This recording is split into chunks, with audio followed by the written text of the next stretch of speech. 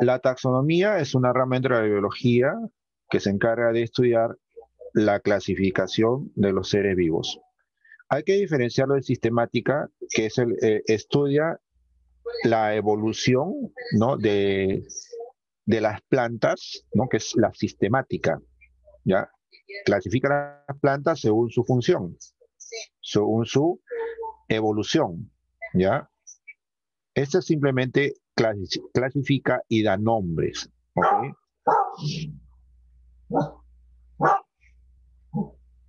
Bueno, siempre ha sido un dilema esto de la clasificación de los seres vivos, ¿no? ¿Ok?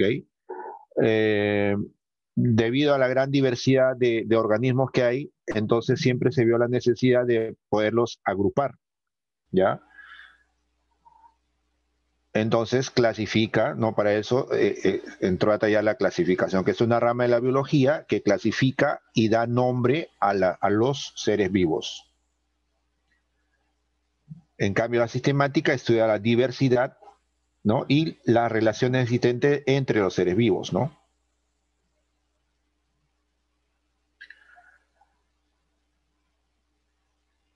Taxonomía proviene de la palabra taxis, que significa ordenar, ¿no? Nomos, regla, o sea, reglas para clasificar, ¿ya? Reglas para clasificar.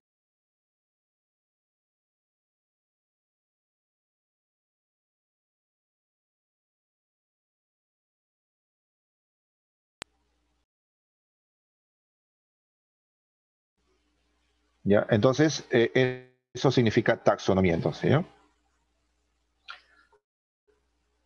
Entonces, como hemos dicho, la taxonomía es la ciencia que ordena, clasifica, nombra a los seres vivos dependiendo o teniendo como relación sus características, la anatomía, la fisiología y la evolución de los organismos.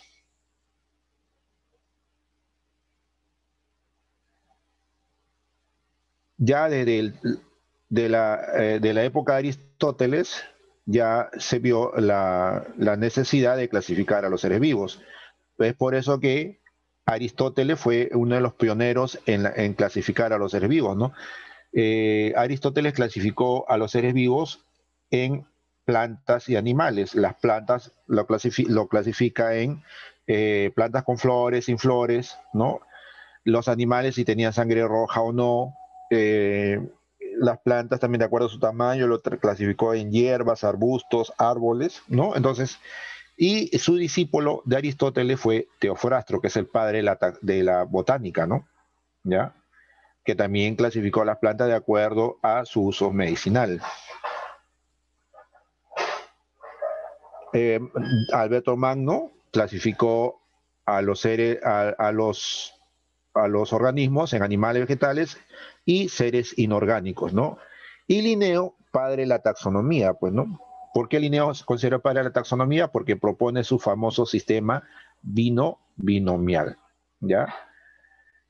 Entonces, ¿en qué consiste el sistema binomial?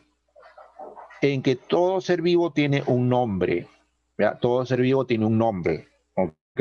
Todo ser vivo tiene un nombre, ¿ok? Y ese nombre, bueno, acá hay un poco de lectura para que ustedes puedan leer, ¿no? Ese nombre es el llamado nombre científico. Por ejemplo, Homo erectus, ¿no? Homo erectus es un nombre científico, Rupicula peruvianus, otro nombre científico, Vultur gryphus, otro nombre científico. Y si tú te das cuenta, cada nombre científico consta de dos partes, ¿no? Consta de dos partes siempre, ¿ve? Por eso se llama binomial. La primera parte del nombre científico, la primera parte del nombre científico se llama, es el género y la otra me representa la especie.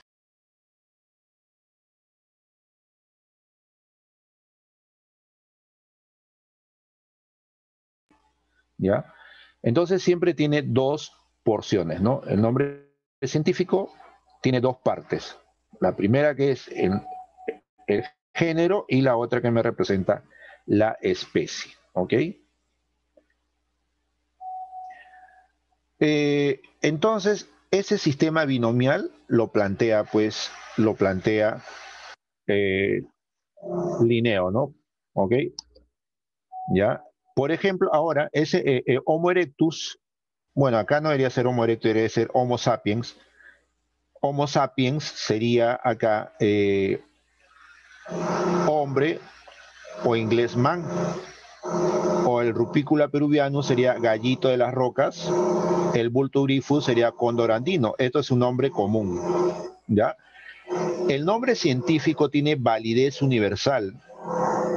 En cualquier parte del mundo, al cóndor andino se le llama Vultur grifus, ¿ya?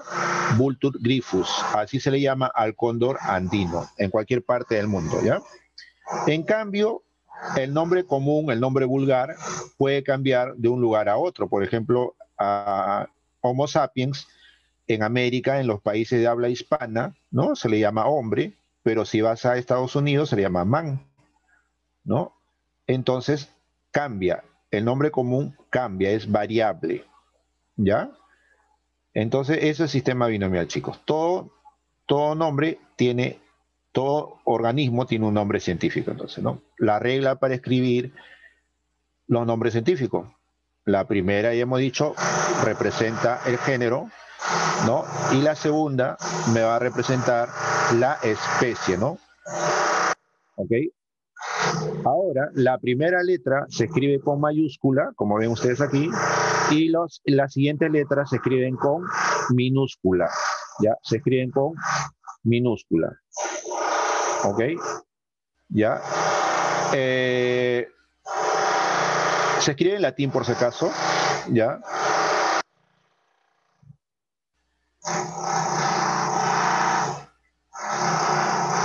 Cuando se escribe a mano, como dice acá, ¿ya? Se subraya, ¿ya? Se subraya, o sea, podemos hacerlo así, se subrayan por separados, ¿ya? Por separados, ¿ya?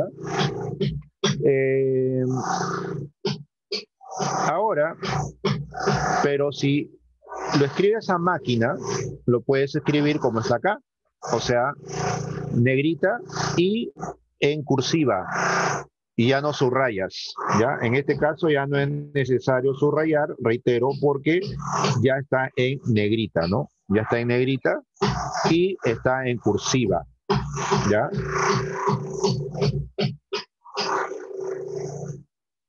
Aquí, por ejemplo, no está en cursiva, entonces lo subrayo, ¿ok? Lo subrayo.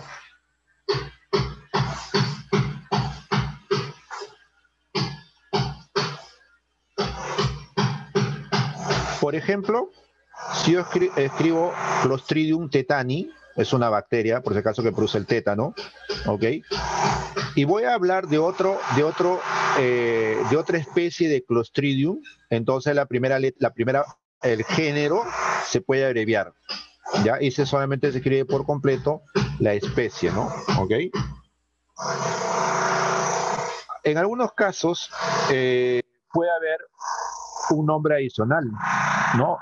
Entonces, por ejemplo, Homo sapiens, en la tercera, se llama, en algunos casos he leído que lo llaman también sistema trinomial. En este caso, esta última palabra me indica la variedad o puede indicar la raza o la tribu. O sea, son subcategorías. ¿Ya? Me indica una subcategoría taxonómica. ¿Ya? Y si no se conoce la especie, como por ejemplo yo puedo descubrir una bacteria nueva y a través de mi prueba bioquímica determino que es Clostridium, ¿ya? Pero de repente no sé a qué especie pertenece, entonces le pongo simplemente la palabra SP, ¿ok?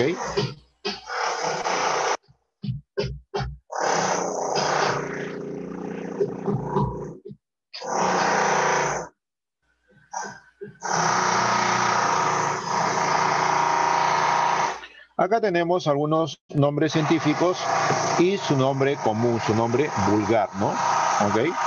Por ejemplo acá, Allium sativum. Allium sativum es el nombre científico del ajo, ¿no? Pisum sativum, la arberja, ¿no? Por acá tenemos otros, ¿no? eh, la palta persia americana, ¿no? Ahora otro, la chirimoya anoma chirimola, ¿no? Entonces aquí tenemos nombres científicos y su nombre común, ¿no? ¿Ok? Ahora, la mínima categoría taxonómica son las especies, ¿ya? Es la especie, ¿ok?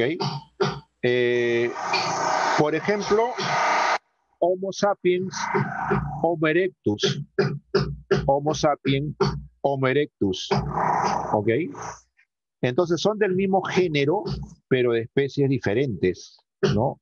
Son de especies diferentes.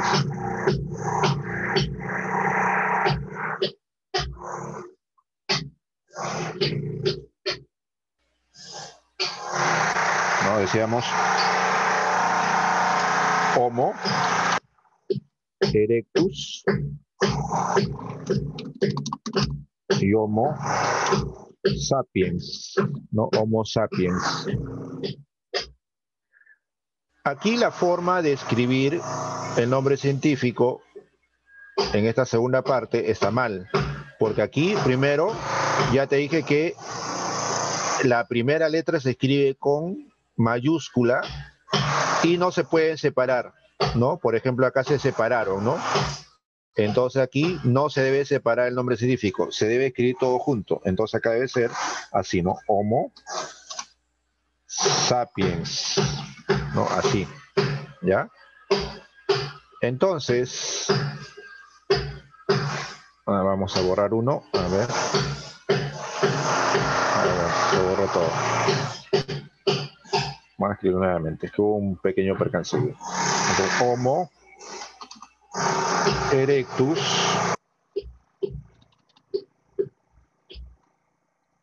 y Homo sapiens. Entonces, repito, el nombre científico se debe escribir junto todo, género y especie junto todo, ¿ya? Entonces, mira, acá tenemos el género Homo, la especie Erectus, ¿no? Especie Erectus y la especie Sapiens, ¿ok? Entonces, la mínima categoría taxonómica es la especie, ¿ya? Es la mínima categoría taxonómica, la especie. Ahora, ¿qué significa especie? La especie son organismos que pueden dar descendencia fértil, ¿ya? Dan descendencia fértil, ¿ok? Por ejemplo, tú puedes cruzar un burro con una yegua, o sea, con la hembra de un caballo, ¿no? ¿Ok? Tú lo puedes cruzar. ¿Y qué sale? Sale la mula. Mira, entonces el burro es una especie, la yegua es otra especie, pero puede llegar a procrear, puede llegar a tener una cría, ¿no? ¿Y qué se obtiene? La mula. Pero la mula es estéril. La mula es estéril, ¿ok? Entonces, para que dos individuos sean de una misma especie, deben dar descendencia fértil.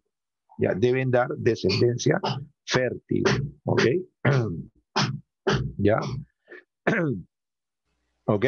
Entonces, eso es la especie. Deben dar descendencia fértil, ¿ya? Ahora, el Homo erectus y el Homo sapiens son de una misma especie, tienen características en común, entonces a estas dos especies yo lo puedo agrupar, pero lo puedo agrupar en una categoría taxonómica superior, que es el género, ¿ya? Entonces, especies que están emparentadas se pueden organizar, se pueden agrupar en una categoría taxonómica superior, que es el género. Ahora, si los géneros están emparentados, también tienen características en común, entonces se agrupan en una categoría superior que es la familia.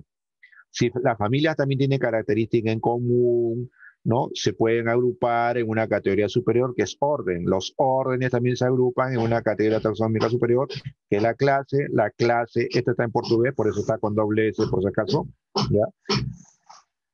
Y las clases también, si están emparentadas, se pueden agrupar en una categoría superior que es el filo o filum y la división, ¿no? Y la división.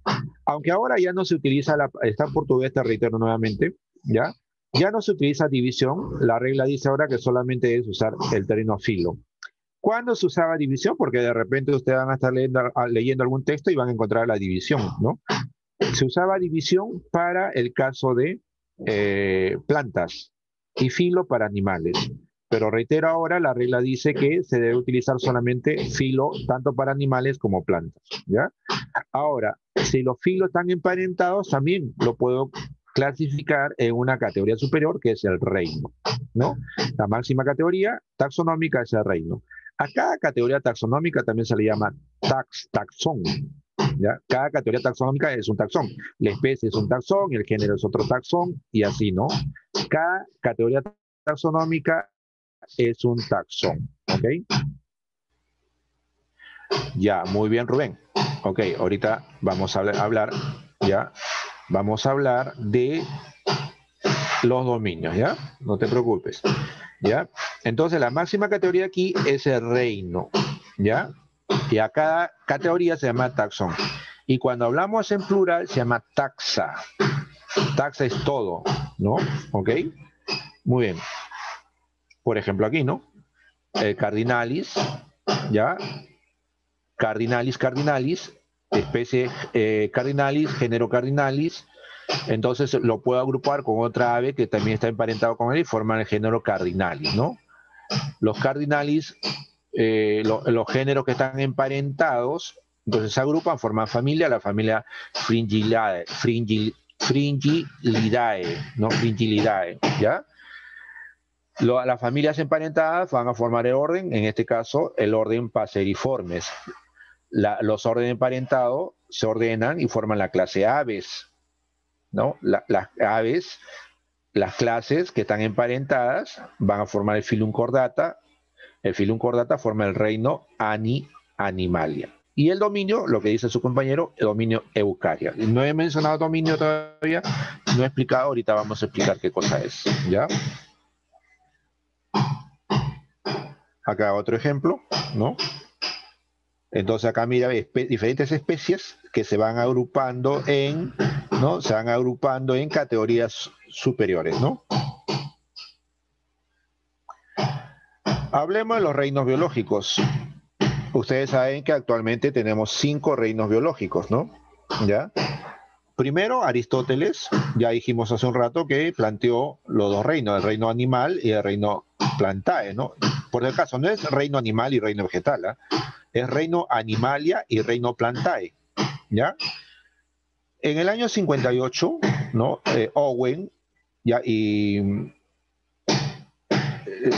Owen fue uno de los primeros en plantear la creación de un nuevo reino, ya que habían ciertos organismos que no podían ser clasificados en los reinos animal y plantae, ¿no? Es por eso que Haeckel plantea el tercer reino, que es el reino protista. Ojo, Owen simplemente da la idea de crear nuevos reinos, ¿ah? ¿Ya? Pero quien da el tercer reino fue Haeckel y plantea el reino protista. ¿A quién agrupó en este reino protista? Los llamados protozoarios. ¿Ya? Los protozoarios son organismos unicelulares, por lo tanto no pueden ser incluidos en las plantas ni en los animales, ¿no? ¿Ok? Posteriormente, con el avance, la tecnología que avanzó y todo eso, ¿no? Se dieron cuenta que también habían otros organismos que tampoco podían ser incluidos dentro de estos tres reinos, ¿no? ¿Ya? Ya que, por ejemplo, habían células que no tenían núcleo, los procariotas, ¿no? Ya que eso hemos estudiado, ¿no? Entonces, por eso que Copeland propone un cuarto reino. ¿Y cuál fue el reino que propone Copeland? El reino Monera. En el reino Monera están agrupados los organismos anucleados, los procariotas, o sea, las bacterias, ¿no? Hasta que finalmente eh, Whittaker, ¿no? Whittaker plantea la creación de otro reino, ¿no? ¿Ok? ¿Quién Ya, plantea Monera, profesor? Monera Copeland. Acá está. Copeland. Ya, cópiala. Ya. Ok. Y Whittaker plantea el quinto reino biológico, ¿no? Whittaker. Entonces, Whittaker, ¿qué reino plantea? El reino fungi, el reino de los hongos, ¿no? ¿Ya? Bueno, entonces es la historia de los cinco reinos, ¿ya? Pero después se determinó, en base a los estudios del ARN, ¿ya? De un ARN llamado 18S, Woz plantea que los seres vivos solamente se pueden dividir en tres grupos, no en cinco reinos, sino en tres grupos que él lo llamó los dominios, pues, ¿no? Entonces él observó que, por ejemplo, el ribosoma 18S en algunos organismos eran iguales, ¿no? A ARN llamado 18S. Acuérdate que los ribosomas tienen unidades, ¿no? Por eso una unidad 40S, 60S, ¿no? Entonces uno de esos se llama 18S, porque se subdividen, ¿no? Entonces, al hacer el estudio de este ARN, determinó que habían organismos, seres vivos, que el ARN 18S eran parecidos. Entonces, lo puso en grupo. Había otro grupo que también era, el ARN 18S era diferente al anterior, pero todo este grupo eran similares. Entonces creó un tercer grupo, un segundo grupo, igual un tercer grupo, ¿no? Entonces habían estos ribosomas, de acuerdo al estudio de este ARN, ¿ya? Pudo clasificar a los organismos solamente en tres grupos, pues, ¿no? Porque vio que en algunos casos los ARN ribosomales, ¿no? Eran iguales, ¿ok? Entonces, por eso que él plantea tres dominios, pues, que es una categoría superior a los reinos, ¿no? Entonces ahí propone el reino arquea, el reino bacteria o procariota y el reino eucariota, ¿no? Obviamente en el reino en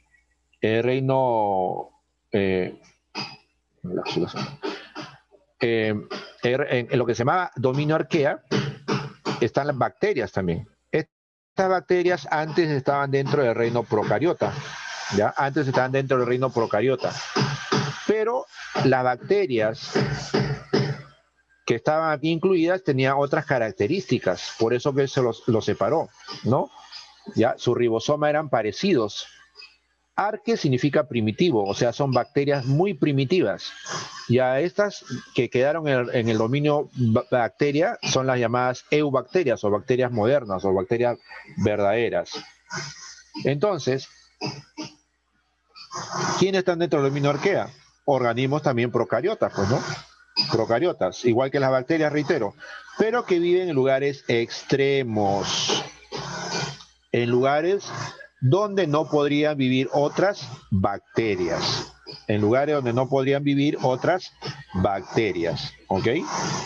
Entonces, por ejemplo, hay bacterias que pueden vivir a altas concentraciones de metano, se llaman bacterias metanógenas, o hay bacterias que pueden vivir en sal, a altas concentraciones de sal, las bacterias halófilas, halo significa sal, ¿ya?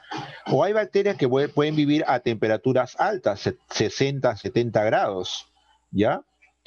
Y también a pHs ácidos, por eso se llaman termoacidófilas, ¿ok? Entonces viven en lugares extremos, en condiciones extremas donde ningún otro ser vivo podría vivir. Por eso son primitivas, ¿no? Por eso es arquea. Tú sabes que los primeros seres vivos tuvieron que vivir a condiciones extremas, pues, porque el medio ambiente era diferente a nuestra atmósfera, ¿no? Entonces, por eso que se adaptaron a vivir a estas condiciones, pues, ¿no? ¿Ya? Luego tenemos eucaria o eucariota, ¿no? Son organismos que sí tienen un núcleo verdadero, ¿no? Dentro de ellos tenemos a los protozoarios, a las algas, plantas y animales, pues, ¿no? O sea, nosotros los mamíferos pertenecemos al dominio eucariota, pues, ¿no? O eucaria, ¿no? Y el dominio bacteria o procariota ¿no? Que son organismos procariotas que carecen de un núcleo organizado, ¿ya? Lo podemos encontrar, realmente son cosmopolitas, o sea, lo encontramos en cualquier parte, ¿no?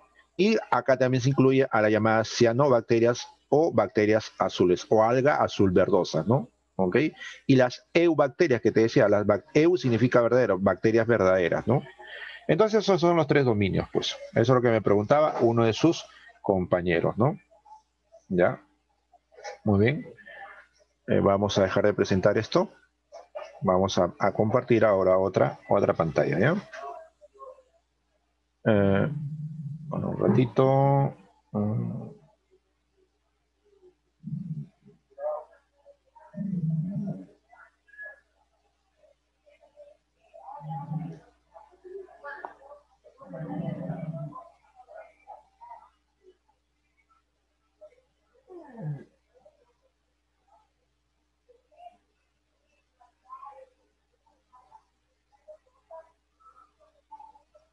Un ratito, un ratito. ¿Dónde estás?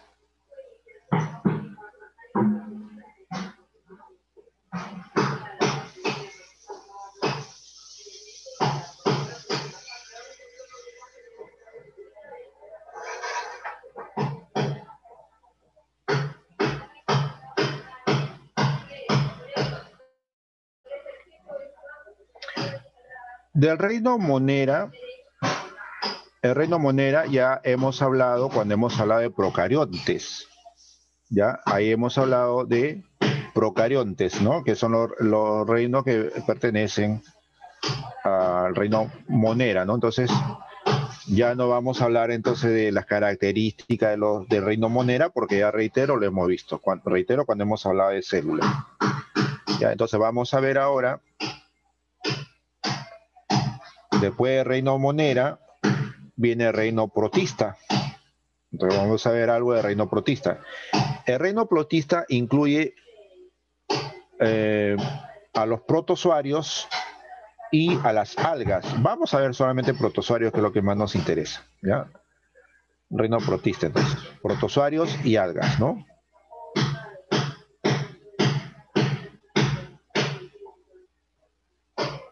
Los protozoarios son organismos unicelulares, ¿ya? Son organismos unicelulares, ¿ya? Eucariotas, obviamente. Algunos pueden carecer de mitocondrias. Pueden ser unicelulares o pluricelulares. Unicelulares, obviamente, son los protozoarios, ¿no? Y también algunas algas. Y multi o pluricelulares, las algas, algunas algas, ¿no? Pueden vivir en lugares terrestres o acuáticos, pueden tener reproducción asexual y en algunos casos pueden tener reproducción sexual también. En condiciones extremas, ya en condiciones desfavorables, pueden formar quistes, que son estructuras de resistencia. Son heterótrofos, ya, es decir, tienen que alimentarse de otros organismos de sustancia orgánica, como por ejemplo nosotros, ¿no? Nosotros tenemos que alimentarnos de moléculas orgánicas, ¿no? Porque cuando comemos nosotros, comemos carbohidratos, proteínas, lípidos y todo eso son moléculas orgánicas, ¿no? A partir de esas moléculas orgánicas, nosotros vamos a poder elaborar nuestras propias proteínas, nuestros propios ácidos nucleicos, nuestros propios lípidos y también poder obtener energía, pues, ¿no? ¿Ya? La ingestión, en algunos casos, lo realizan por fagocitosis, como por ejemplo en el caso de las amebas, ¿no? Que aquí vemos, por ejemplo, cómo atrapa a otro organismo, ¿no? Entonces se llama fagocitosis, como el caso de los protozoos, ¿no? Aquí tenemos el caso de una ameba, pues, ¿no? Los autotróficos son aquellos que pueden elaborar su propio alimento, es una definición sencilla, ¿no? Y como ejemplo tenemos las algas, pues, ¿no? Las algas, por ejemplo, utilizan el CO2, ya utilizan CO2 para poder realizar fotosíntesis, utilizan la energía luminosa, ¿no? Y gracias a la fotosíntesis elaboran sus propios alimentos, como por ejemplo la glucosa, y liberan oxígeno al medio ambiente, ¿no? Los mixotróficos son aquellos que bajo ciertas condiciones pueden ser heterótrofos y bajo otras condiciones pueden ser autótrofos, como por ejemplo las euglenas. Por ejemplo, las euglenas pueden vivir en lugares donde hay nutrientes, una zona donde hay nutrientes, por ejemplo, pero no hay luz, entonces ahí se comportan como heterótrofos, ¿no? Pero si hay luz, entonces se comportan como autótrofos, ¿ya? Estos son las euglenas, por ejemplo, ¿no? Son ejemplos de euglenas, ¿ok?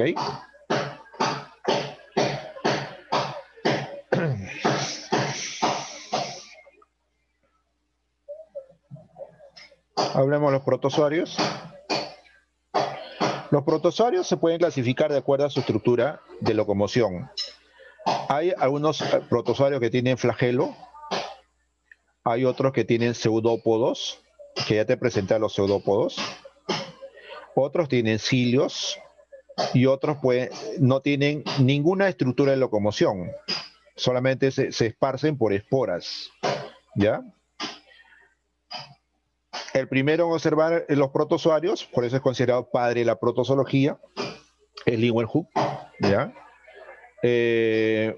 Él en ese entonces lo llamó animáculos, ¿no? Que luego ya gracias a Goldfuss se le dio el nombre de protozoarios, ¿no? ¿Ya? Entonces, habíamos dicho que pueden tener flagelo, pueden tener pseudópodo, pueden tener cilios, ¿no? Entonces, aquellos organismos que tienen pseudópodos, ¿ya? Pseudópodos están dentro de los llamados rizópodos o también llamados sarcodarios, ¿ya? O sarcodinos, como está aquí. Si tienen cilios, se llamarán ciliados o cilióforos. Si tienen flagelos, como estructura de locomoción, se llaman flagelados mastigóforos, ¿ya?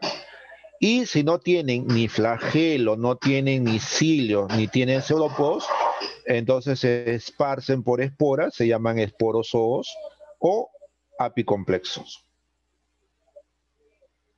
Hablemos de los mastigóforos. Acuérdate que un mastigóforo se caracteriza por tener como estructura de locomoción el flagelo, pues, ¿no? ¿Ok? El flagelo, ¿ok?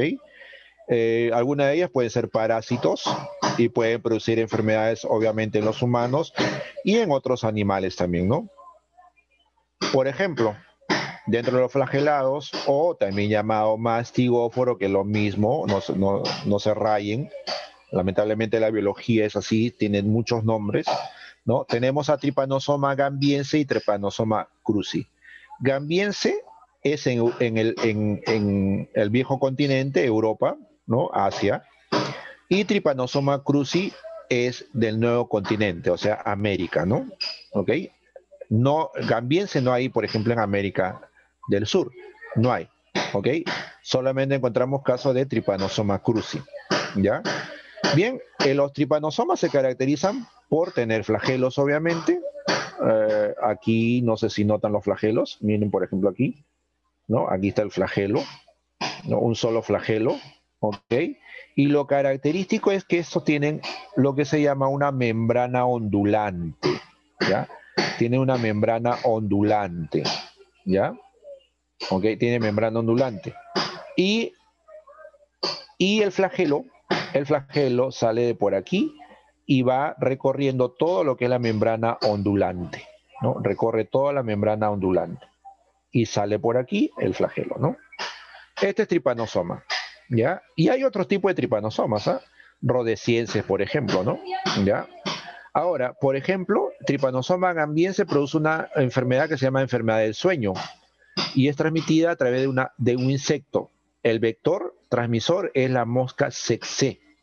¿Ya? La mosca tsetse. No sé si alguna vez te han escuchado hablar de una agrupación argentina, creo que era la mosca tsetse, ¿no?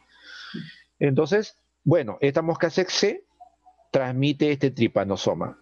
Y este protozoario, ¿no? Que es así como lo ven aquí, ¿no? Este tripanosoma infecta el tejido nervioso. Infecta tejido nervioso. ¿Ya? Y al afectar tejido nervioso hace que el paciente pierda la capacidad psicomotriz y da la apariencia que estuvieses durmiendo, ¿no? Lo que pasa es que no ha perdido la capacidad de poderse mover, ¿no? Entonces, por eso da la apariencia que está durmiendo, por eso se llama enfermedad del sueño, pues, ¿ya? En cambio, Trypanosoma cruzi afecta el tejido cardíaco, afecta el corazón, ¿ya? Afecta el corazón, ¿ya? Y lo transmite este insecto que se le llama chinche o chirimacha. También le llaman besucona, porque no sé si se dan cuenta aquí, tiene un pico muy largo, una probóscide, un pico largo, por eso le llaman la besucona, ¿no? Entonces ahora, este parásito cruzi, entonces él lo transmite este insecto, y no lo transmite cuando nos pica, sino más bien nos lo transmite cuando defeca, ¿no? Si por ejemplo, por aquí está su cabeza y acá está su cola, ¿no? Entonces succiona sangre y defeca, ¿ya? Y defeca.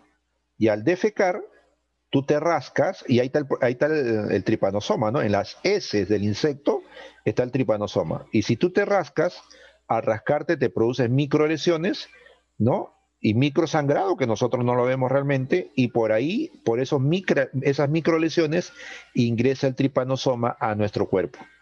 ¿Ya? Llega al torrente sanguíneo y a través del torrente sanguíneo llega al corazón, ¿no? Entonces ahí se produce el famoso mal de Chagas, ¿ok? Tricomona vaginalis, por ejemplo, ¿no? Hay diferentes tipos de tricomonas también, ¿ya? Tricomona vaginalis es un protozoario que produce infecciones de transmisión sexual, se transmite vía sexual. Acá tenemos un esquema de cómo es el tricomona, ¿no? Y como el nombre dice, infecta vagina, pues, ¿no? No sé, por ejemplo, acá tenemos la vulva de una chica, ¿no?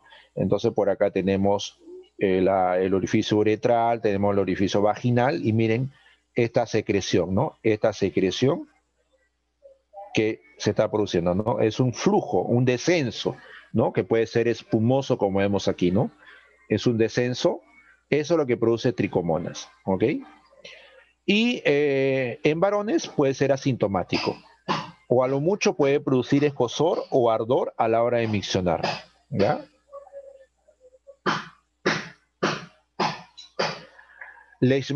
Otro protozoario flagelado o mastigóforo es leishmania, produce la leishmaniasis, ¿no? Y justamente fue descubierto, ¿no? Por Leishman, de ahí el nombre de leishmania, ¿no? ¿Ok? Eh, También se le llamó como calazar o fiebre negra, ¿no? Eh, Simultáneamente también un médico militar también descubrió, llamado Donovan, ¿no? También descubrió a este protozoario y por eso que se llama Leishmania donovani, ¿no? ¿Ok? Es uno de los tipos de Leishmania, ¿no? Porque hay Leishmania mexicana, Leishmania peruviana, ¿ya? Normalmente la leishmania, que es un protozoario, no te olvides que es un protozoario, es transmitido también por la picadura de un insecto, ¿no? Que puede ser del género Phlebotomus o del género Luxomia, ¿no? Acá en América, por ejemplo, no hay Phlebotomus. En América hay Luxomia. Entonces, Phlebotomus es para el viejo mundo, Europa, por ejemplo, y Luxomia para América, pues, ¿no? Acá en el Perú tenemos Luxomia, ¿ok? ¿Ya? Listo. Esos son los vectores, ¿ah? Ojo, ¿ya? Quien produce la enfermedad, repito, es un protozoario llamado Leishmania. Quien lo transmite de una persona a otra o de un animal silvestre a un humano, lo transmite estos insectos, el Phlebotomus o la Luxomia, ¿ok? ¿Cuáles son los tipos de Leishmania? Donovani, ¿no? Ya, Leishmania trópica, Leishmania mexicana amazonensis, Leishmania brasiliensis, ¿no? Panamensis, guyanensis, mexicana peruviana, etcétera. O sea, miren, ¿no? Hay varios tipo de leishmania, ¿no? Leishmania mexicana, variedad peruviana, ¿no? Leishmania brasiliensis, variedad guyanensis, ¿no? Porque acá te das cuenta que son trinomial, ¿no? Leishmania brasiliensis, ¿no? Bueno, ¿qué produce? Leishmaniasis, ¿no? Que puede ser cutánea, puede ser mucocutánea y leishmania visceral, ¿ok? Prepárense para ver algo que no le va a agradar, obviamente, ¿ya? Acá tenemos leishmania, miren, ¿ya? Leishmania cutánea, no te escuché. Leishmania, mire cómo va mutilando, ¿no? Cómo va mutilando la cara, ¿no? Mucocutánea, porque no solamente, cutánea solamente afecta piel, mucocutánea afecta piel y mucosa. Por eso va, miren cómo va destrozando, ¿no? Y acá te estoy presentando realmente una imagen relativamente sana, ¿no? Y esta es la leishmania visceral, ¿ok? Bueno, vamos a ver una imagen más de cutánea, miren, también te puede salir en la cara, ¿ya? En cualquier parte donde te pica el insecto, ahí te puede salir, ¿no? La leishmania, ¿ok?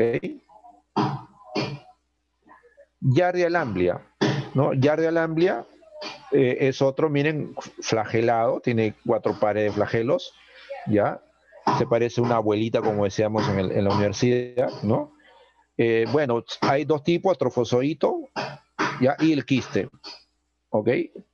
Quiste es cuando está en condiciones favorables, ¿no? En el agua, por ejemplo, en el agua contaminada, en el alimento contaminado, podemos encontrar trofozoitos, ¿ya? Pero cuando llega al intestino, los trofozoitos se pueden transformar en quistes, ya que es la forma de resistencia, ¿ya? Giardia lamblia está en el intestino delgado y estas cositas que parecen ojos no son ojos realmente, son ventosas, ¿ya? Son ventosas y con esa ventosa se pega al intestino delgado, ¿ya? Al pegarse al intestino delgado, inhiben o evitan la absorción de nutrientes, ¿ya?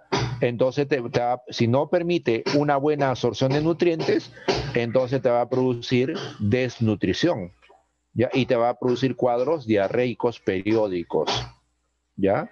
Por ejemplo, puedes tener un cuadro diarreico de 3, 4 días, desaparece y después de unos 10, 15 días, 20 días, vuelves a tener otro cuadro diarreico, igual después de un lapso de tiempo también nuevamente vuelves a tener, ¿no? Vuelves a tener cuadro diarreico, ¿no? Estos son cuadros diarreicos periódicos, ¿no? Cuadros diarreicos periódicos, ¿ok? También tenemos aquí los organismos que se desplazan a través de pseudópodos, ¿no? Los arcodarios, acuérdate, los arcodarios se desplazan a través de pseudópodos, ¿ok? Y sirve para alimentarse, ¿no? Por fagocitosis. Miren acá cómo se proyecta, miren acá cómo se proyecta y cómo atrapa a la bacteria, miren, y es tan goloso que atrapa a los dos, ¿no? Bien, esa es una fagocitosis, ¿no? Estas son las famosas amebas. Acá también vemos cómo se forman los pseudópodos, pero en este caso no para atrapar el alimento, sino para desplazarse, ¿no? Miren cómo se va moviendo, ¿no?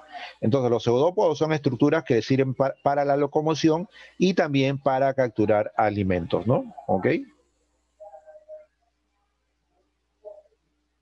¿Ok? Un protozoario que se volvió tendencia el año pasado, no, el año pasado no, el anteaño pasado, 2019, 2018-2019 creo que fue, la famosa ameba come cerebro, ¿no? La ameba come cerebro no es nada más ni nada menos que la llamada Naegleria fowleri, ¿ya? Bueno, este es un protozoario, es un sarcodario que se desplaza a través de pseudópodos, ¿ya? Se desplaza a través de pseudópodos, ¿ya? Pero en algunos estadios juveniles, pueden tener flagelos, ¿ya?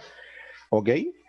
Bueno, entonces, ¿dónde se encuentra este protozoario, esta ameba, que es la conocida ameba come cerebro, ¿ya? Esa ameba come cerebro se encuentra, por ejemplo, en lagos, lagunas, ¿ya? Piscinas, en aguas estancadas, ¿ya? En corrientes termales, manantiales, ¿ya?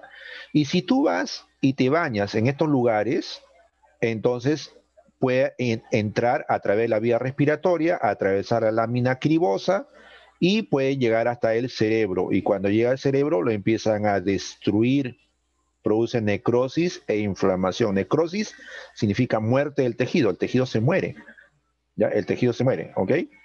Y se ha demostrado que puede ser resistente al agua clorada. Normalmente en las piscinas, ¿no? En las piscinas se utilizan lejía, ¿no? Una determinada concentración lejía para desinfectar la piscina. Pero esta Naegleria puede resistir, ¿ya? Puede resistir al cloro, ¿ok? ¿Qué es la lámina cribosa, profe? Ya, la fosa, acá tenemos, mira, esta es la nariz, obviamente, nariz, ¿ok? Nariz, ¿ok? Esta es la fosa nasal, fosa nasal. Uno de los huesos que forma uno de los huesos que forma la fosa nasal es el hueso etmoides, ¿ya? Y mira acá tenemos la zona olfativa, ¿no? Este se llama pituitaria amarilla que percibe el olfato, ¿no? ¿Ok?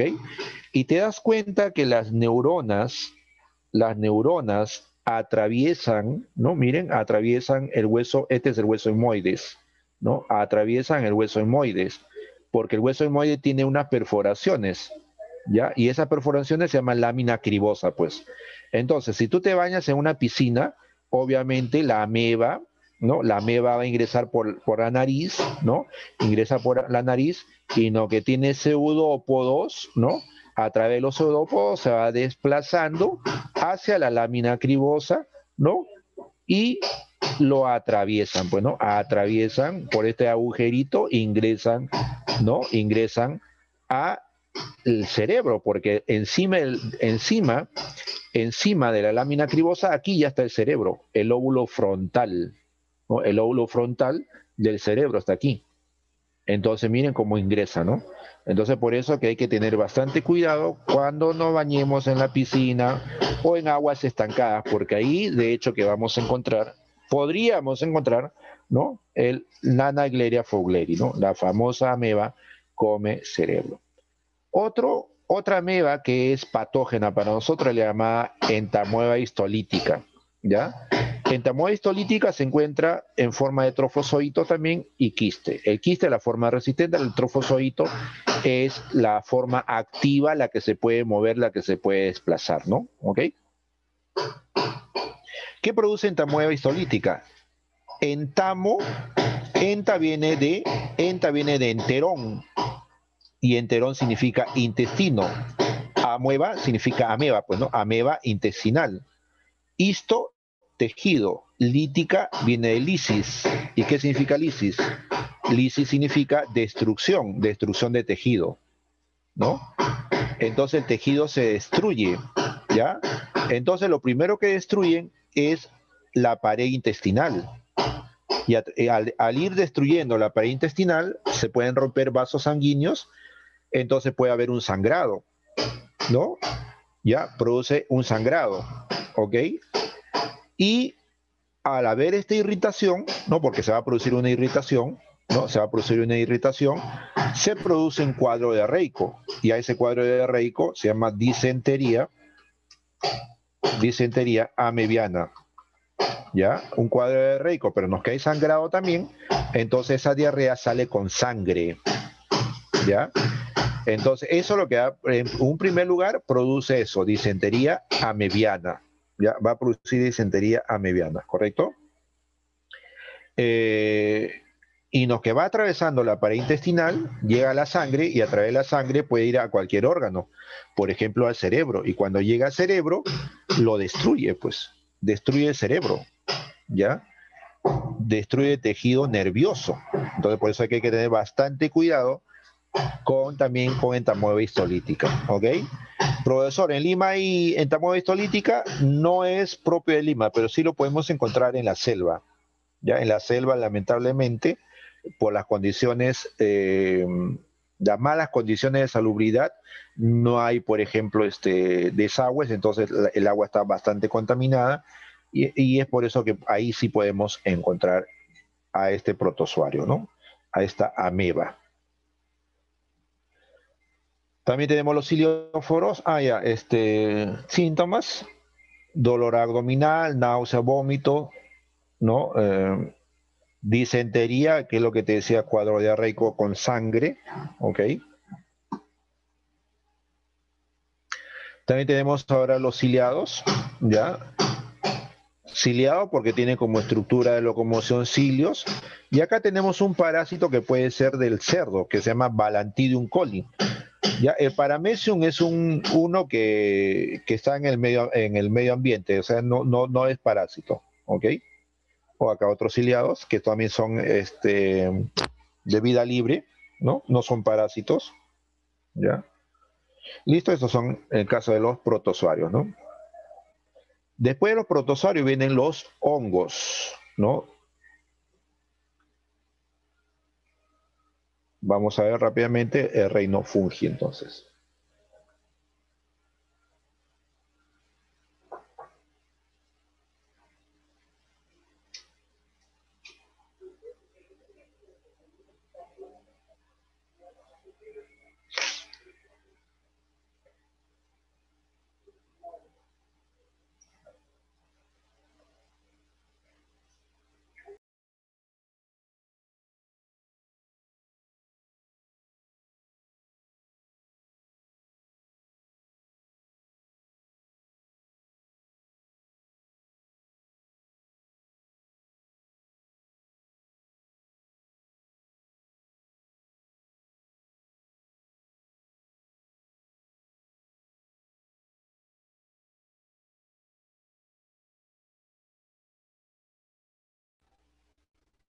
Bien. Eh, reino fungi, entonces, ¿ya? Fungi, hongos, ¿no? ¿Ok? Entonces ya hemos dicho que este último reino fue propuesto por Whitaker, lo dijimos hace un rato, ¿no? ¿Ok? Está dentro del reino del dominio Eucaria, está dentro del dominio Eucaria o eucariota, ¿no? ¿Ya? Pueden haber hongos unicelulares, pero también la mayoría de ellos son multi o pluricelulares, ¿no? ¿Por qué? Eh, ¿Por qué a los hongos se los separó de las plantas? Porque antes estaban incluidos dentro de las plantas. ¿Por qué? Porque si ustedes ven la imagen acá, esta imagen, si ven esta imagen, ¿no? Ustedes van a ver que se parece a una planta, ¿no? Porque aparentemente tendría hojas, ¿no? ¿Ya? Hojas, tallo, raíz, ¿no? ¿Ok? Aparentemente se parece a una planta. Pero ¿por qué no encaja en este reino plantae? Porque son heterótrofos, pues. ¿Qué significa eso? Que los hongos no realizan fotosíntesis. ¿Y por qué no pueden realizar fotosíntesis? Porque no tienen clorofila, carecen de clorofila, por eso no pueden realizar fotosíntesis.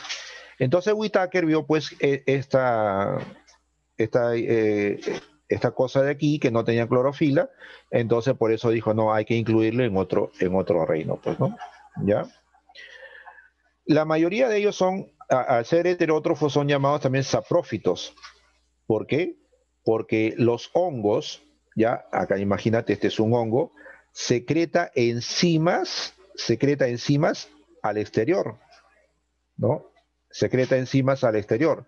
Y con esas enzimas realiza la digestión de los nutrientes y luego simplemente absorben.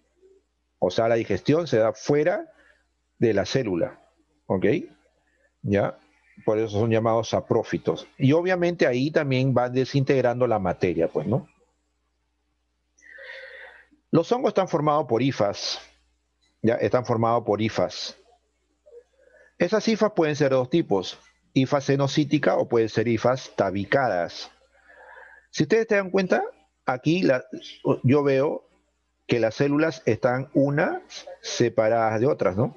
¿No? Las células están separadas unas de otras, ¿no? Están separadas. ¿Y quién las separa? Un tabique.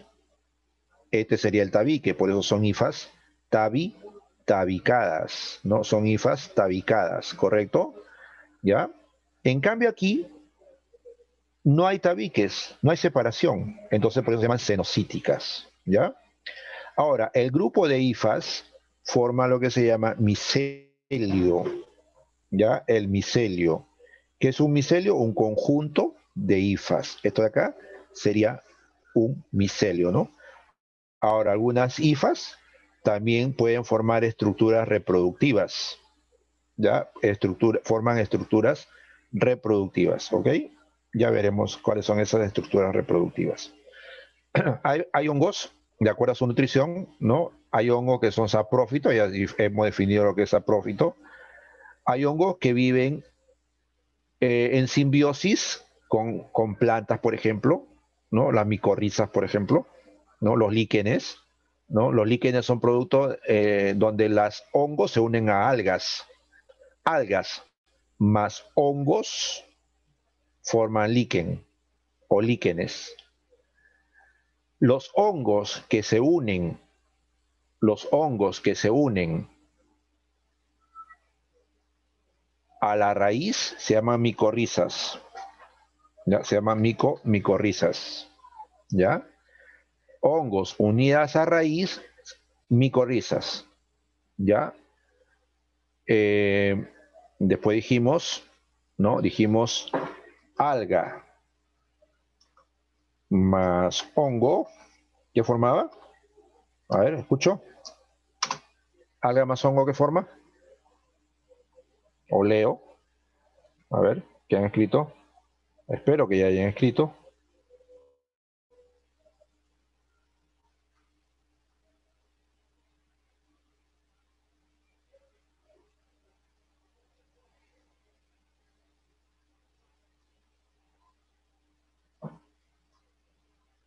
Ah, ¿qué estoy diciendo yo? Es que la clase anterior que tuve fue en Meet, en Laxus.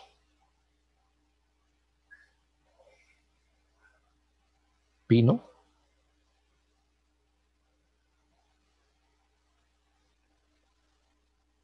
Sí, podría ser pino, sí. Alga más hongo, no leí nada, no hay. Ah, ya, claro, milagros. Alga más hongo, líquenes, pues, ¿no? Alga más hongo, líquenes, ¿no? Muy bien, líquenes. Y hay algunos hongos que son parásitos, ¿no? Que forman, por ejemplo, la tiña, ¿no? Viene la tiña, ¿no? ¿Ok? Eh, bueno, como te decía, las hifas pueden formar estructuras reproductivas, ¿no? Ya pueden formar estructuras reproductivas, ¿ya? Y dentro de las estructuras reproductoras hay los llamados conidios, ¿ya? Conidios, que son estructuras de reproducción asexual, ¿no? Como por ejemplo los conidios que están en un hongo del género Aspergillus o del género Penicillium, ¿no? Ya son, miren cómo son los conidios, ¿no? ¿Ya? Y estructuras reproductoras, como por ejemplo las ascosporas, ¿no? Estos son ascosporas, que están dentro de como una especie de bolsa que se llama asca, ¿no? Esta estructura donde están las esporas, por eso se llaman ascosporas, se llaman ascas, ¿ya? En cambio aquí, la estructura reproductora se llama basidio, por eso la espora se llama basidiospora, ¿ya? Son estructuras reproductoras asexuales, perdón, sexuales, ¿no? Sexuales. Asexual son los conidios, ¿ya? Los conidios pueden ser de diversos tipos, formas, ¿no? ¿Ya? Hay diferentes formas de conidios, ¿ok? Pero es asexual. Entonces, de acuerdo a eso, vamos acá, ya, es un reino que tiene 103 órdenes, 484 familias y 80.000 especies, ¿no? Descritas, conocidas. Entonces se clasifican en cigomicetos, deuteromicetos, ascomicetos, basidomicetos. Esos son los principales grupos, ¿no? Empezamos con los ascomicetos o ascomicotas, ¿no? Estos son los más abundantes, ya son los más abundantes. eh, y se pueden encontrar en diversos ambientes, ¿no? En el agua, en el suelo, en el aire, ¿no? ¿Por qué se llaman ascomicotas? Ya te puedes dar cuenta. Ah, bueno, acá está también, ¿no? ¿Te acuerdas que había una estructura llamada asca, ¿no? Y dentro están las ascosporas, ¿no? Entonces, por eso se llaman ascomicetos, porque tienen ascas como estructuras reproductoras, pues, ¿no? ¿Ya? Entonces se reproducen sexualmente por ascosporas, ¿ya? Tienen hifas tabicadas, ¿ya? Tienen hifas tabicadas. Su estructura asexual son los conidios, ya hemos dicho, ¿no? ¿Ya? Eh, pueden ser unicelulares o pueden ser pluricelulares. Unicelulares, por ejemplo, las levaduras, ¿no? ¿Ya? Las levaduras. Una levadura puede ser, por ejemplo, Saccharomyces cerevisiae, ¿no? Saccharomyces cerevisiae, ¿ya? ¿Para qué sirve? Para hacer la cerveza, pues, para hacer el pan, ¿no? Ustedes saben que para hacer el pan, la masa se le deja reposar, ¿no? Se le echa levadura y se le deja reposar por unos cuantos minutos u horas y la masa aumenta de tamaño, pues, ¿no? ¿Y por qué aumenta de tamaño? Gracias a la levadura. Acuérdate que el pan está hecho de almidón.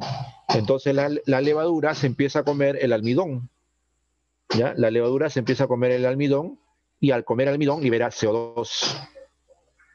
Y ese CO2 es un gas y eso hace que aumente la masa, el volumen del pan, pues, ¿no?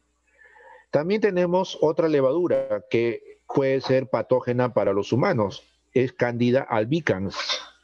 Ya normalmente en tu boca, en tu piel, ¿no? En el tracto digestivo, a nivel vaginal podemos encontrar Candida albicans. Es normal que esté en el tracto digestivo también. Es normal que encontremos Candida albicans en nuestro sistema, ¿ya? Pero en algunos casos se puede volver patógeno, ¿ya? Y produce una candidiasis, ¿no? Miren acá, tenemos órganos copuladores, miren estas zonas rojas, ¿no? Estas zonas rojas. Esto es producto de una candidiasis, miren acá, ¿no? Miren, producto de una candidiasis, ¿no? ¿Ok? Y no sé si notan aquí, produce una secreción vaginal, un descenso, igual que tricomonas, ¿te acuerdas? Algo similar, ¿ya? Algo similar, ¿ya? Descenso, produce descensos. En casos muy extremos, miren, produce lo que se llama muget. Muget son estos, lo que sale en la lengua, ¿no? Miren cómo se pone blanca la lengua, ¿no? Eso es una candidiasis. O a veces también aquí, en las comisuras labiales, también se vuelve blanco, ¿no? También es un muget, ¿no? O miren una infección en piel, ¿no? ¿Ok? Esa es una candidiasis. Las personas que sufren de VIH suelen tener candidiasis, ¿ok? Bacidomicetos o bacidomicotas, ¿no? Aquí acuérdate que la estructura reproductora son las bacidosporas, ¿no? Que están dentro de los llamados bacidios, ¿no? Aquí encontramos los famosos hongos de sombreritos, ¿no? Por ejemplo, tenemos aquí la Agaricus campestris, que es los champiñones, ¿no? La Manita muscaris, que es un hongo altamente como mortífero, podemos llamar, produce la muerte. Si lo consume, te puede matar. O hongos del género psilocibios, que son hongos alucinógenos, ¿ya? Incluso la manita muscaria te puede producir la muerte o también en pocas concentraciones se puede usar como una droga porque tiene alucinógenos, ¿no? ¿Ya? Cigomicotas o cigomicetos, como por ejemplo el famoso moho del pan, ¿no? Cuando de repente esto han observado en su pan, ¿no? O en algunas frutas, aunque aquí puede haber una mezcla de hongos, ¿no? Con penicillium, por ejemplo, ¿no? ¿Ya? Eso es, se reproducen a través de llamadas cigosporas, ya, que es su estructura reproductora, y forman esto, ¿no? Se llaman esporangios. Los deuteromicotas, deuteromicetos son los llamados hongos imperfectos, hongos imperfectos. ¿Y por qué se les llama hongos imperfectos? Porque no se les conoce su reproducción sexual. Solamente se conoce su reproducción sexual. Ya, solamente se conoce reproducción sexual. La asexual no se conoce, ¿ok?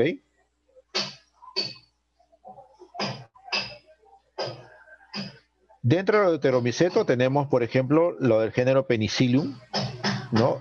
La especie Nonatum, que es la que sirve para obtener la penicilina, ¿ya? Para la penicilina, ¿ok? El queso Camembert también se obtiene gracias a la fermentación con el penicillo Camembert, ¿ok? O el queso Roquefort a partir del penicillium Roquefort, ¿no? Que son quesos muy, muy cotizados, ¿no? Y las trufas también, altamente caras las trufas, ¿no? También tenemos Aspergillus, Aspergillus flavus, por ejemplo, que produce la llamada aspergilosis. Cuando vivimos en lugares muy húmedos, ¿no? O una habitación cerrada y húmeda, entonces ahí se desarrollan hongos y liberan sus esporas. Y esas esporas nosotros lo inhalamos y se van a ir depositando en las vías respiratorias, en los pulmones, en los alveolos, y te producen cuadros, alergias o neumonía. ¿Cómo se llama esto? Eh, alergias, ¿no? Alergias, ¿ya? Y te da una especie de bronquios, bronquitis, ¿ya?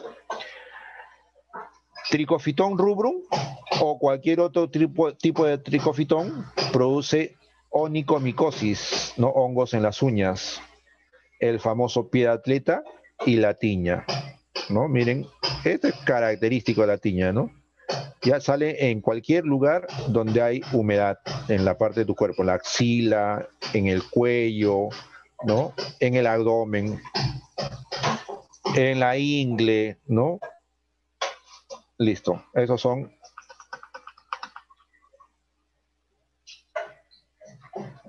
reinos funginosos. A ver, vamos a ver.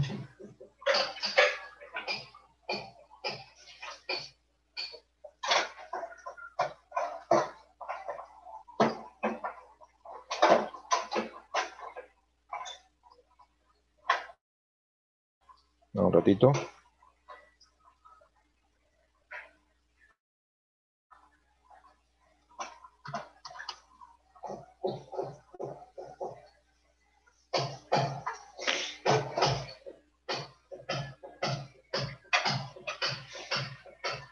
Vamos a resolver las prácticas. ¿Ya? Nos quedamos, hicimos 1 y 2, vamos a ver 3 y 4, ¿ya? 3, 4, 5. Vamos a ponernos al día con las prácticas, porque hace varios días que no respondemos. Vayan buscando sus prácticas. ¿Me escucharon? Vayan buscando sus prácticas, chicos. Yo la voy a descargar. No hay biología, se borró biología.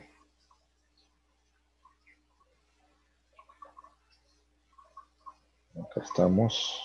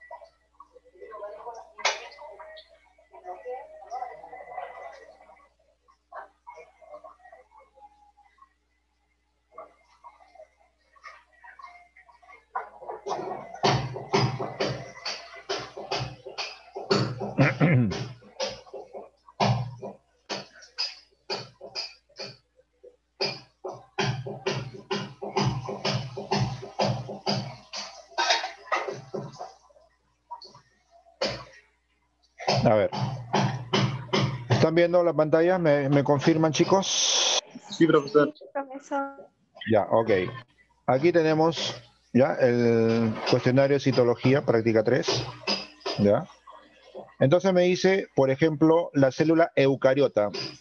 La célula eucariota es aquella que tiene núcleo, ¿no? Se diferencia de las procariotas por la presencia de ¿qué? A ver, ¿cuál es su respuesta?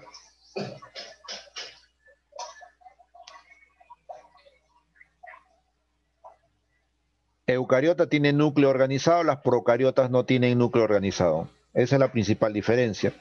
¿Por qué las procariotas no tienen núcleo organizado? ¿Qué no tienen?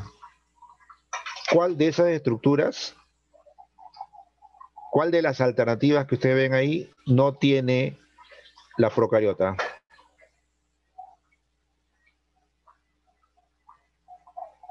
Membrana nuclear, o también llamada carioteca, pues, ¿no? Membrana nuclear, o también llamada carioteca, pues. Entonces, las procariotas se diferencian de las eucariotas porque no tienen, o la eucariota sí tiene en todo caso, carioteca, ¿no? Respuesta entonces, alternativa A.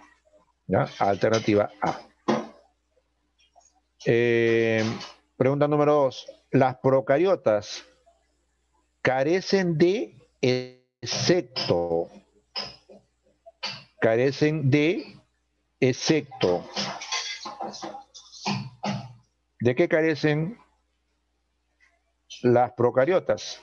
Las procariotas, como las bacterias, carecen de organelas, carecen de un sistema de endomembranas. ¿Quiénes forman el sistema de endomembranas? El sistema de endomembrana lo forma el retículo endoplasmático liso, el retículo endoplasmático rugoso, ¿no? Ellos forman,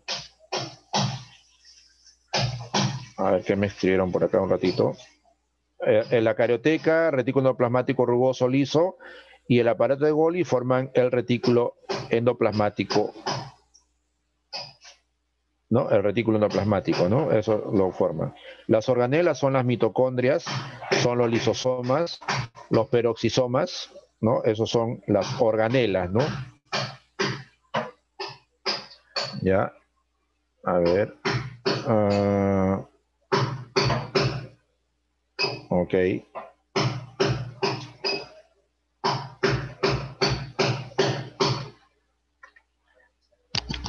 Hay una obra al costado de mi casa, Rolando.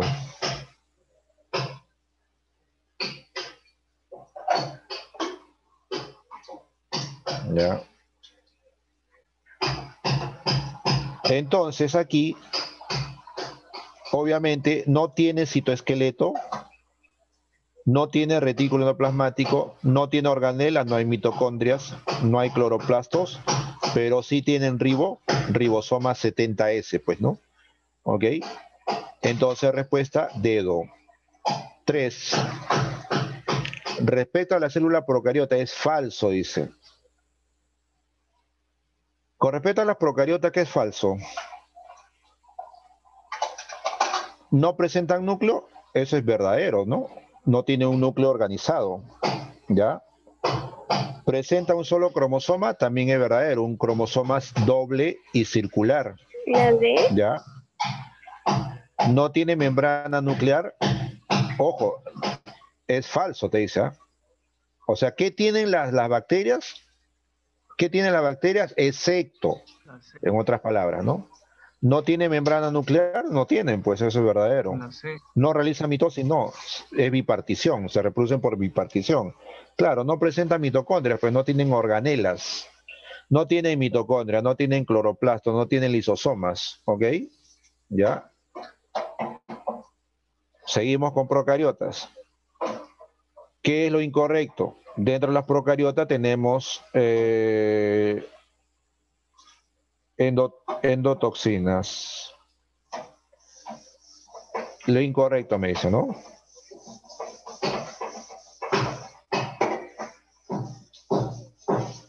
Ya. A ver, empezamos por acá. Presentan peptidoglucano en su carioteca. ¿Qué es la carioteca? La membrana que rodea el núcleo. Y acuérdate que los procariotas no tienen carioteca. Entonces esa es la respuesta incorrecta, pues. No, esa es la respuesta incorrecta. ¿Ya? Esa es la respuesta incorrecta. ¿Ok? Entonces, el peptidoglucano se encuentra en la pared celular de las bacterias. ¿Ok? Muy bien, claro. Muy bien, Nicole. ¿Ya? Respuesta entonces, enano. ¿Ya? Los plásmidos son estructuras, son moléculas de ADN que es extra, que se encuentran dentro de una bacteria, ¿no? Por ejemplo, yo acá tengo una bacteria, ¿no? Tengo una bacteria aquí, ¿ok? Aquí está su ADN doble y circular, ¿ok? Y tienen, una pequeña molécula de ADN extra. A este ADN extra se le llama plásmido. Y dentro de este plásmido podemos encontrar genes de resistencia a los antibióticos, ¿no? Hay genes de resistencia a antibiótico, ¿ya? Entonces, esto de aquí es el plásmido, ¿ya? Entonces, ¿pero qué cosa es el plásmido? Una pequeña molécula de ADN extra,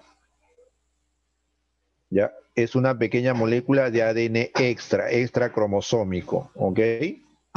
¿Ok? Entonces, ¿cuál es la respuesta? Son moléculas de ADN circular también, pues, ¿no? Alternativa A. ¿Ok? Alternativa A. ¿Quién acuñó el término célula? ¿Quién acuñó el término célula?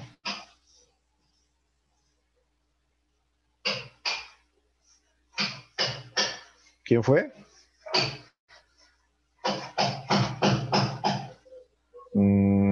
Ya, la A me dicen. Para el término célula, la A, no. Profe, la 5 es la E, ¿verdad? 5, La no, E, profesor. 5 es la 5, los plásmidos son ADN circular. Ahí, ¿por qué marqué? No, eso fue un trazo involuntario. Vamos a marcar, ¿ya? Entonces, ¿dónde está el lápiz? Aquí.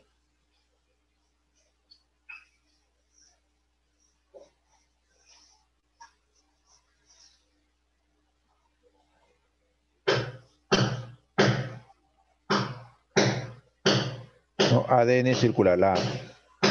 ¿Ya? ¿Quién acuñó el término célula? Profe. Claro, la E, profesor. Hooke, bueno. Claro, E. ¿No? Vamos a marcar acá, célula carioteca por ausencia de carioteca, excepto ribosomas.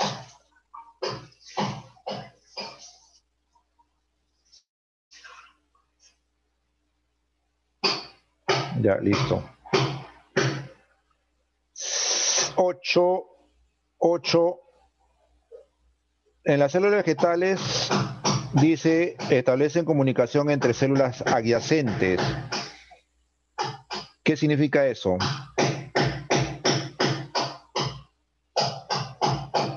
Las bacterias sí presentan los dos ácidos nucleicos, tienen ADN y ARN. Los virus son los que solamente tienen uno, ¿ya? Miren, las células vegetales, ¿ya? Están unidas entre sí. Esa es una característica de las células vegetales, que pueden estar unidas, ¿no? Están unidas. ¿Ok? Pero, vamos a ver que entre célula y célula va a haber una comunicación. Hay unas aberturas que permite que dos células vecinas se comuniquen. Entonces, a estas aberturas que van a permitir que las dos células vecinas se comuniquen se llaman plasmodesmos. Ya se llaman plasmodesmos. ¿Y para qué sirve el plasmodesmo? Para permitir el intercambio de sustancias entre células vecinas. ¿Ya? Intercambio entre células vecinas. ¿Ok? Profe, de las 7, ¿cuál es? Ya. No hemos hecho las 7, ¿no? Ya, un lapsus. Veamos las 7 entonces. La fuerza que se opone al flujo osmótico, ¿ya? Miren.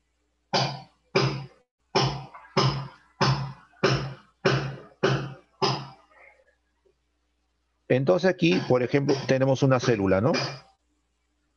Ya tenemos una célula. Acá afuera hay sustancias, ¿no? Hay sustancia. Entonces, si el agua tiene que salir de la célula, el agua tiene que salir de la célula, entonces lo que está pasando aquí es que las sustancias ejercen una fuerza contra la membrana, que van a tratar de impedir que el agua salga. A esta fuerza se le llama presión osmótica, ¿ya? Entonces la respuesta acá sería presión osmótica, ¿ya? 7A me dice por acá. A ver, vamos a la 7. Claro, muy bien, 7A. Muy bien, Digna. Vamos a la 8. Ay, ¿por qué hay garabatos? O alguien estaba garabateando, ¿cómo es? Ya. No, laxus. Lo que pasa es que yo estaba escribiendo, pues, ¿no? Y esto se viene con todo. Borremos todo, entonces.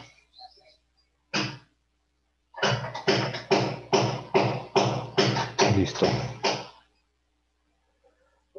Entonces, veamos ahora la pregunta número 9. Las células de algas se encuentran clasificadas como: las algas pueden realizar fotosíntesis. Y si realizan fotosíntesis, entonces, ¿en qué grupo están?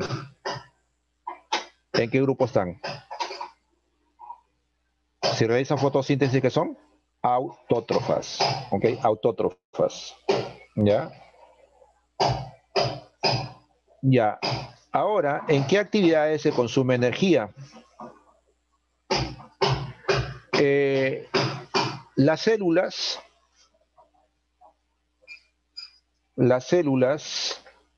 espero que me escuches. Las células, hay una falla de internet, también me están diciendo. No sé si es por eso que me estás escuchando entrecortado. Ya, tengo aquí colegas que están en clase también y me dicen que su sistema está bien pesado, bien lento. Bueno, espero que ya me escuchen bien. A ver, entonces le decía que las células realizan un mecanismo que se llama transporte. El transporte a través de la membrana. El transporte a través de la membrana puede ser de dos tipos, ¿no? Puede ser transporte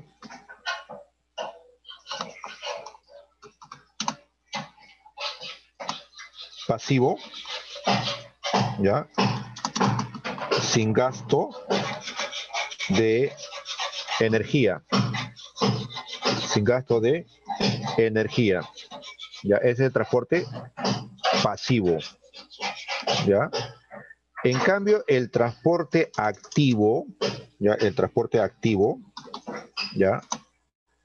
Con gasto de energía. Pero cuando hablamos de energía, acuérdate que la única energía que puede usar los seres vivos es el ATP.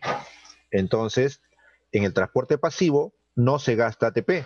En cambio, en el transporte activo sí se consume ATP. ¿Ya? ¿Cuáles son los tipos de transportes pasivos? El transporte pasivo puede ser difusión, disculpen los acentos, ¿ya? Puede ser también la ósmosis, ¿ya? Y dentro del transporte activo tenemos la bomba de sodio y potasio. Sodio y potasio. ¿Ya? Otro ejemplo de transporte activo es la endocitosis, que puede ser fagocitosis o pinocitosis, fago y pinocitosis. Y tenemos también bomba de potasio, endocitosis y la exocitosis, que es un proceso a través del cual las células liberan desechos, por ejemplo, ¿no? Exocitosis. Entonces, esos son los tipos de transportes, ¿ya? Entonces, en la actividad celular que consume energía, donde se gasta energía, ¿cuál es? Transporte activo, pues, ¿no? El transporte activo, ¿no? Transporte activo, ¿no? ¿Ya? Transporte activo, ¿correcto?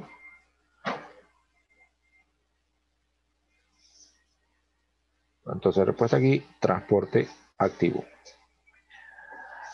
Las histonas pueden ser, las histonas se unen con el ADN. Ya, la histona más ADN forman la cromatina. Y la cromatina cuando se enrolla, se condensa, forma los cromosomas. Ahora, esa cromatina son 8 octámeros, ¿no? 8 octámeros. Ya, se agrupan 8. La H2A, este es correcto, la H2B, la H3 y la H4. La H1 no está formando parte de este octámero. Acá hay 8, ¿ya? Y el ADN se enrolla, el ADN se enrolla a la histona, ¿ya? Esto de acá es el ADN, está enrollado a las histonas, ¿ya? ¿Ok? Ahora,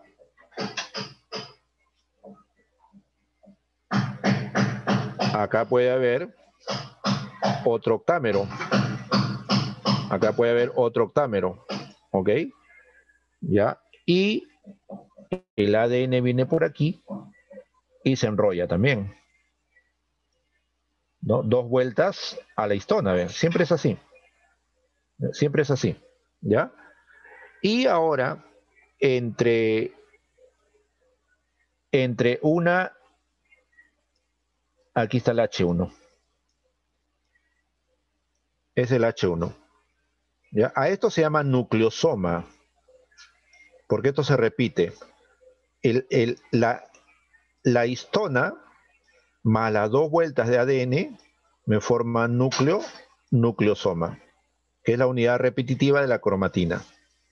¿Ya? Es la unidad repetitiva de la cromatina, ¿ok? Entonces, la histona H1 se encuentra entre 2 nucleosomas. Y para los estudios evolutivos, justamente se hace estudio de la H1, pues, ¿no? La respuesta aquí, H1. 13. Ya, de la detoxificación, la eliminación de desechos, la La 12, síntesis de profesor, la lípidos. 12. Perdón. 12. Indique la alternativa que menciona una de las funciones de los lisosomas. Los lisosomas realizan, acuérdense, digestión celular. ¿Ya? ¿Ok? Realizan digestión celular. Esa es la función de los lisosomas, ya que tienen enzimas digestivas. Entonces, ¿cuál será la respuesta? ¿Cuál será la respuesta entonces? Facilito, pues. ¿Cuál es la respuesta? Hablen, pues.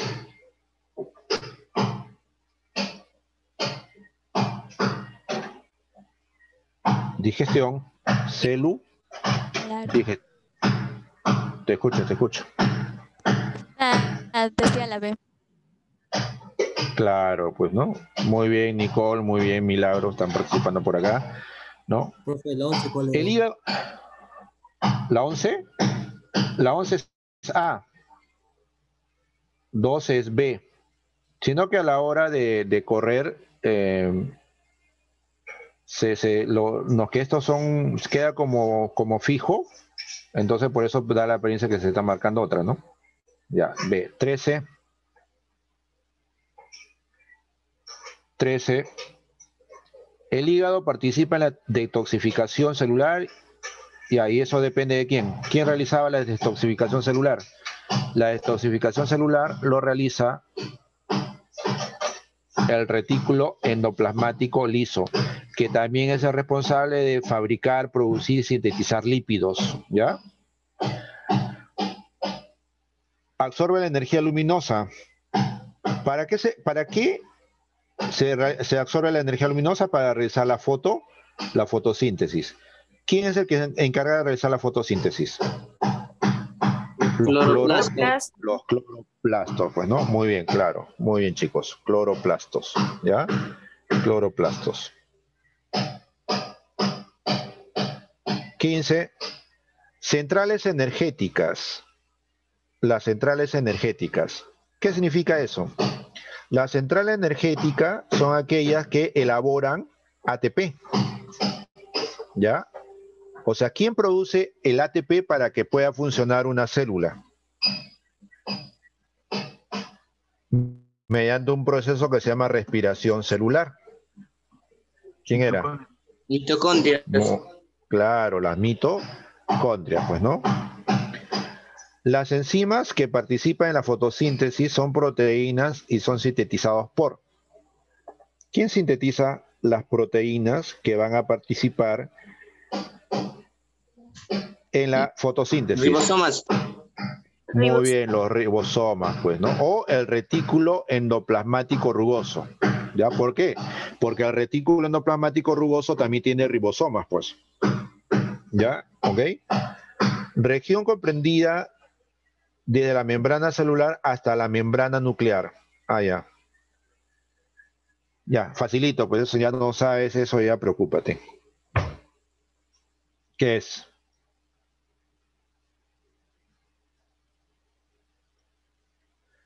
Siete es una célula. Membrana, esta es la membrana celular o membrana citoplasmática. Esto es el núcleo.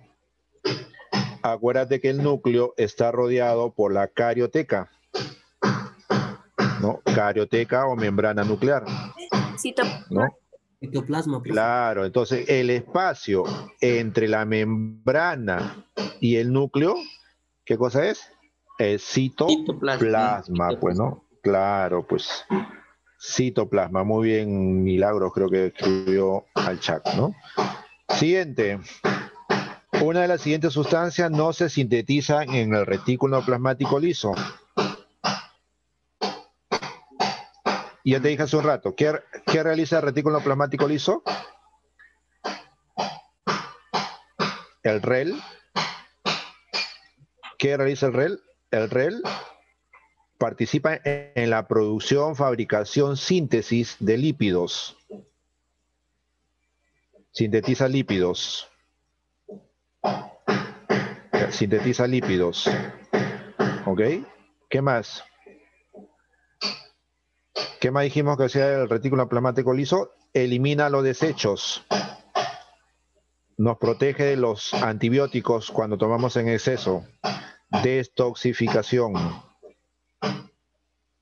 Ya, detoxificación. Ya, hasta ahí ya me puedes responder tú.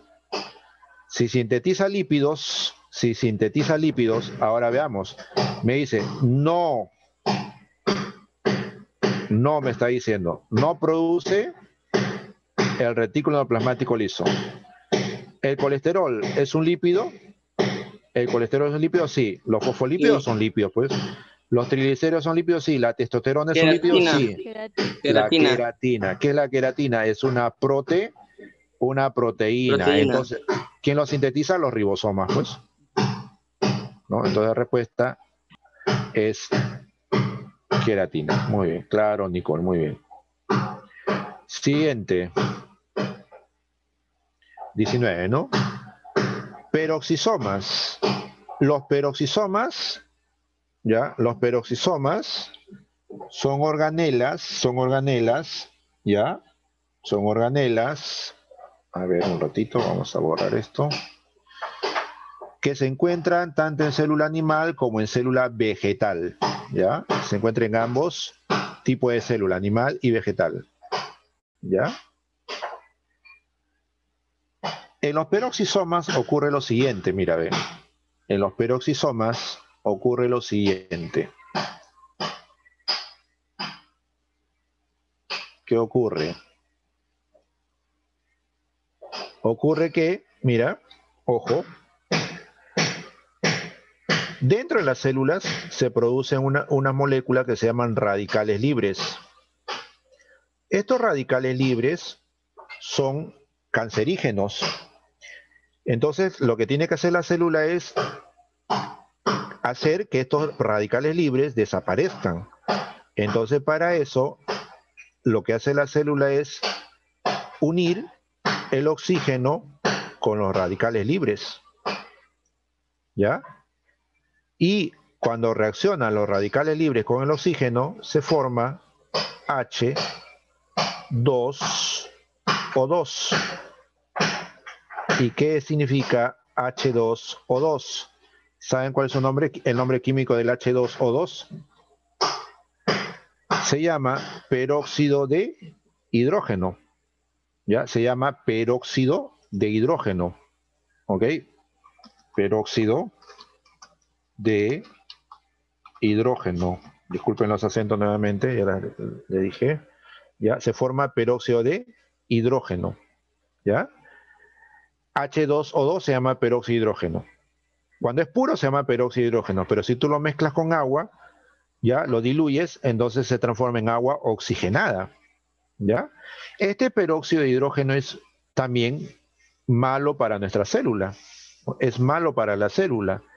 Entonces, ¿qué hace la célula ahora? También tiene que degradar ese peróxido. ¿Ya? Entonces ahora, este peróxido lo va a unir con otro peróxido. Une dos peróxidos. Une dos peróxidos.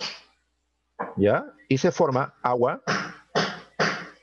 Se forma agua más oxígeno. Agua más oxígeno. Entonces, la función del peroxisoma es degradar el peróxido de hidrógeno, que también es dañino para nosotros. Entonces aquí participan dos enzimas. Van a participar dos enzimas. Primero participa la oxidasa. ¿Ya? La oxidasa, ¿qué hace? Une el oxígeno con el radical libre para que se forme peróxido de hidrógeno. ¿Ok? Y la otra enzima es la catalasa. Catalasa, no calatasa. Catalasa. ¿Ya? La catalasa, ¿qué hace? Une los peróxidos de hidrógeno para que forme oxígeno y agua, pues. ¿Ok? Entonces, de esa forma se degrada el peróxido de hidrógeno. ¿Ya? Entonces, los peroxisomas tienen la función de formar por un lado y degradar el peróxido de hidrógeno, ¿sí o no? ¿Ya? Beso, pues, ¿no? Claro, beso, muy bien. Ya, correcto, muy bien. Y finalmente, dice, los fosfolípidos de las membranas mitocondriales provienen de... Ya, pues ya lo dijimos. Si me dicen fosfolípidos, ¿qué son los fosfolípidos? ¿Y por qué la C? Hace rato lo dijimos, ¿no? El retículo endoplasmático liso, más conocido como REL, ¿no? Son los responsables de fabricar lípidos, pues, ¿no? Como los triglicéridos, fosfolípidos, etcétera, ¿no? Esteroides. Respuesta entonces, alternativa C. ¿Listo, chicos? ¿Ya? Bien, entonces, ¿alguna pregunta hasta ahí? ¿Ninguna pregunta? Rolando. ¿Estás ahí, Rolando? Sí, profesor. No hay. Gracias. Listo, Rolando. Nos vemos la próxima semana. Voy a poner mi Tecnopor para no ser bulla, entonces. Ya no.